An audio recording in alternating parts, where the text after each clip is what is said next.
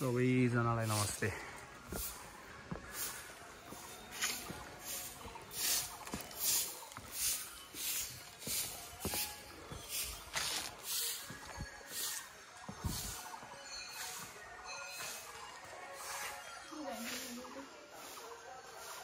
उतै खालि भिड छैन होला नि। नमस्ते सबैजनालाई। आज चाहिँ हामी ढोलवरा मन्दिरमा छौँ।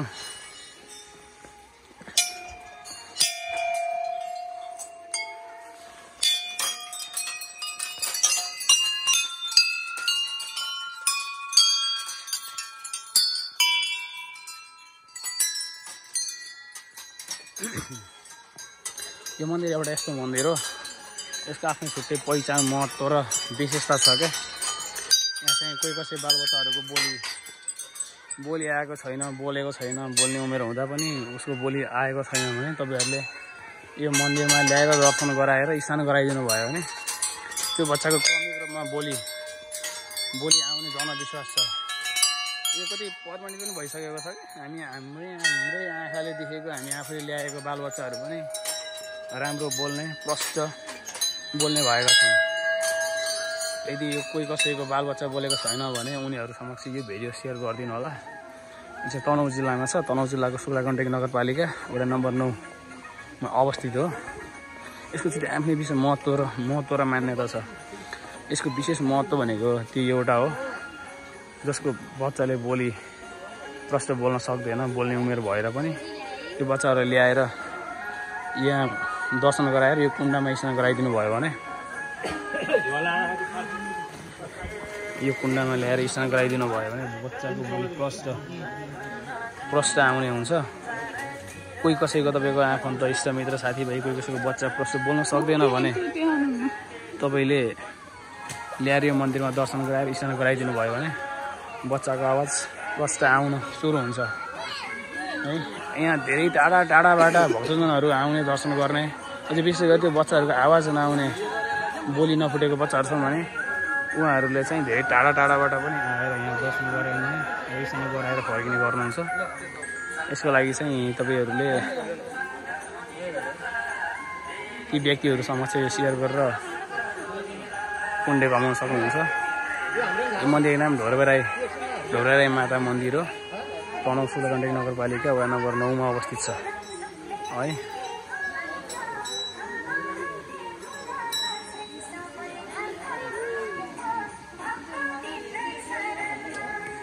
अनि यहाँको अर्को विशेषता के छ भने यो जुन कुण्ड छ नि, यो कुण्ड चाहिँ बन्ने भएन हुन्छ कि अहिले थाहा पर्छ। अहिले केही समयमा यो कुण्डबाट आफै पानीको मात्रा बढी आउँछ। केही समयमा पनि त्यो भिडियोमा त्यो पनि गर्नेछु। यहाँका माछालाई चाहिँ भगवानको रूपमा मानिन्छ, पूजा गरिन्छ।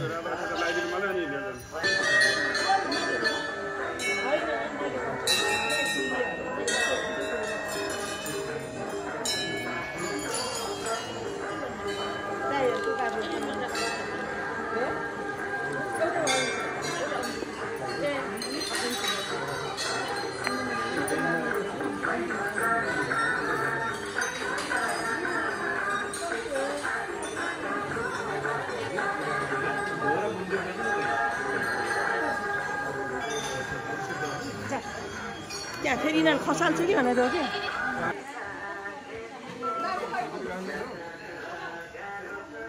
अहिले पानीको बहाव मन्द छ, छैन है।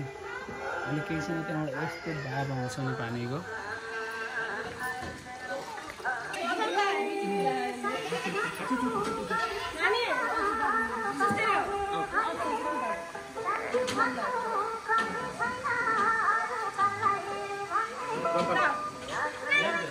शिलामा टेक्नुहुन्न है।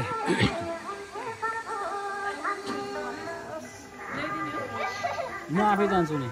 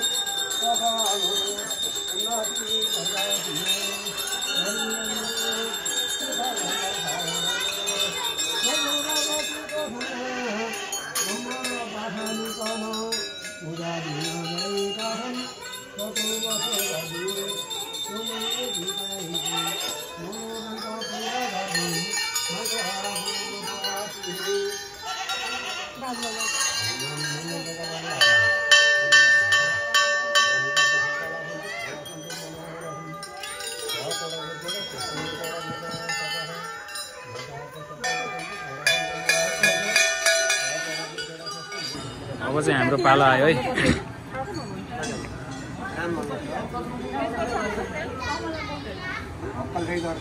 दर्शन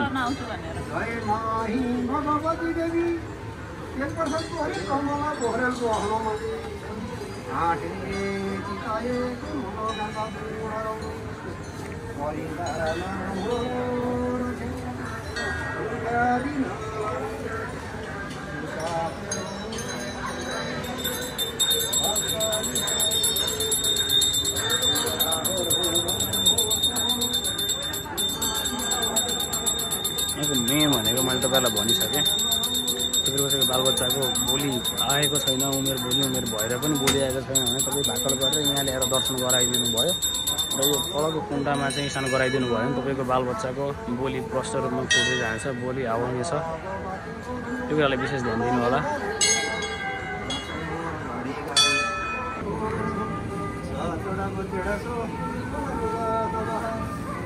दक्षिणा गर्नु यता ढोकर जानु ममालोर घरमा लाने धुपबत्ती उहाँ पछाडि गएर उहाँ गएर बस्नु। देखेपछि अब चाहिँ हामी धुपबत्तीको लागि तयारी। धुपबत्ती चाहिँ यता लालिन्छ, यहाँ नागको थान अनि यता अग्निकुण्ड चाहिँ यहाँ।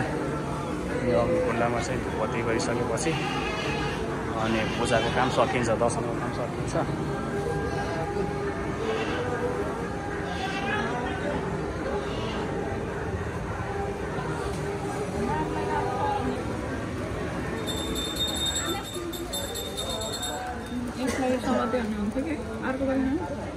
अर्को बाल्ने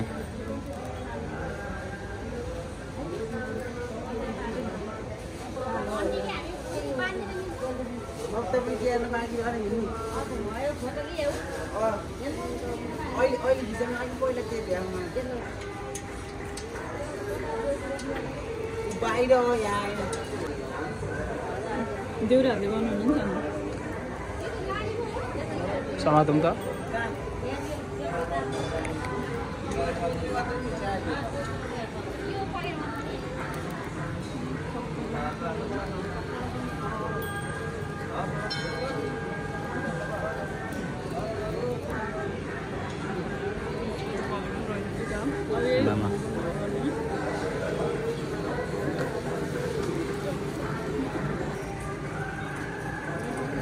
मेरो ढाड सन्तोष परमेश्वरी।